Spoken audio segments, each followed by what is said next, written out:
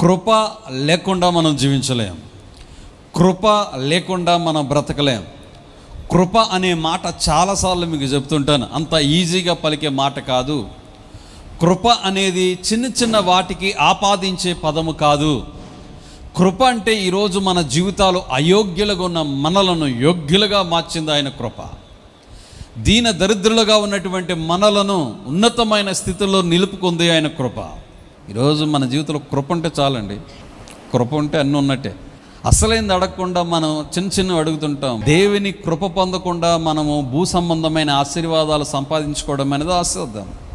అసలైంది పక్కన పెడుతున్నాం. బైబిల్లో కల్లా కృప గురించి మాట్లాడిన అద్భుతమైన ఒక వ్యక్తి ఉన్నాడండి. ఆయన పేరేంటి తెలుసా?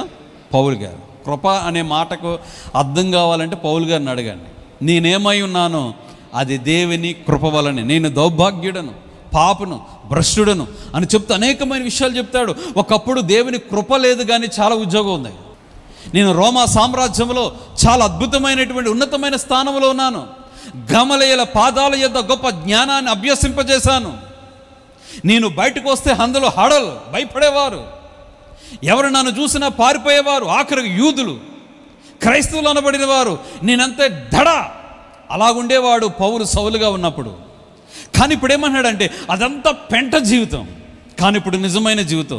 అన్నిటిని విడిచిపెట్టి యేసు ప్రభువా నా జీవితంలో నేను సంపాదించుకున్నాను చూడండి, ఇప్పుడు దేవుని కృప పొందిన వాడుగా ఉన్నాను. దీనికి మించిన అనుబంధం మరొకటి లేదని పౌలు గారు దేవుని కృపను గురించినటువంటి అద్భుతమైన విషయాలు మాట్లాడుతున్నాడు.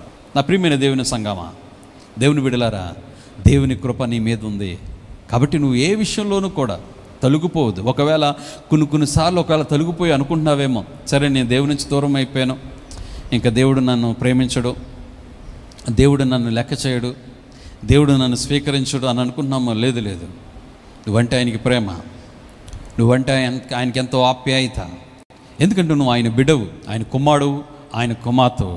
మన విషయంలో ఎవరైనా చిన్న తప్పిదం చేశారనుకోండి, వాడిని పక్కన పెట్టేస్తాం, తుడిచేస్తామంటే మళ్ళా జీవితంలో అతను క్షమించం. మనం జీవితంలో మరలా అతను మన పక్కకు రానేం. దేవుడు అలాంటి వాడు కాదండి. తప్పు చేసినా ఆ తప్పు దాన్ని తెలుసుకుని ప్రభు దగ్గరికి వస్తే దేవుడు క్షమిస్తాడు.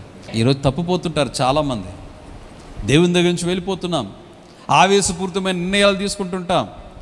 తప్పిపోయిన కుమారుడి మీద కూడా దేవుని కృప వచ్చింది. మనందరూ తెలుసు కదా తప్పిపోయిన కుమారుడు చరిత్ర. తప్పిపోయిన కుమారుడు తండ్రిని విడిచాడు, ఇష్టానుసారమైన జీవితాన్ని జీవించాడు. జీవించిన తర్వాత తన తప్పును తెలుసుకున్నాడు. ఆఖరికి తినడానికి తిండి లేకపోతే పందులు తినే పొట్టుతో పాటు తను కూడా తినడానికి పందులతో పాటు మూత పెట్టాడు. ఎంత భయంకరమేనండి. ఎవరైనా ఎంత ఆకలైనా భరిస్తారు కానీ పందులతో పాటు పొట్టు తినే అలవాటు ఎవరికి ఉండదు. ఆ స్థితి ఎవరికి రాదు. తన తప్పు తెలుసుకున్నాడు. తండ్రి దగ్గరికి వెళ్దాం, తన యొక్క తప్పిదాన్ని ఒప్పుకుందాం, బట్ కుమారుడిగా కాదు, ఆ ఇంట్లో ఏదో కూలివాడిగా, ఏదో కూలి పని. మా నాన్నగారి దగ్గర చాలామంది కూలీలు ఉన్నారు. రకరకాల పొలం పని చేసే వాళ్ళు ఉన్నారు, ఇంటి పని చేసే వాళ్ళు ఉన్నారు. ఆ తర్వాత ఏ పనైనా ఇస్తే ఆ పని చేసుకుందామని తన తప్పు తెలుసుకొని తిని వెనక్కి వస్తున్నాడు. కానీ తండ్రి దూరం నుంచి చూసి ఏం చేశాడంటే ఆ మురికి వస్త్రాలు తీసి అతనికి ప్రశస్తమైన వస్త్రాలు ధరింపజేశాడు. ఇదే కృప అంటాం. ఇదే అద్భుతమైన కృప. ఈనాడు మనకు కూడా దేవుడు ప్రశస్తమైన వస్త్రాన్ని మనం ధరింపజేయడానికి ఆయన సిలువలో వేలాడుతూ, నింగికి నేలకు మధ్యన వేలాడుతూ ఆయన మన కొరకు నలిగిపోయాడు, మన కొరకు మరణించాడు. ఆయన సిలువ మరణము ద్వారా ఈరోజు మనకు రక్షణ వస్త్రాన్ని, ప్రశస్తమైన వస్త్రాన్ని దేవుడు ధరింపజేశాడు. అలాగే మన జీవితంలో కూడా ఈ ప్రేరణ కలిగించే విషయాలు చాలా ఉన్నాయి. లోపలికి వచ్చిన తర్వాత అతను ఉంగరం తొడిగించాడు, కొత్త చెప్పులు వేశాడు, కొత్త వస్త్రాలు ఇచ్చాడు. అతడికి దేవుని అపారమైన కృప. కాబట్టి దేవుని అపారమైన కృప మన జీవితాలు కూడా దేవుడు అనుగ్రహించునుగాక. దేవుడి వాక్యము మన వీడికిలో సమృద్ధిగా దీవించునుగాక. ఆమెన్.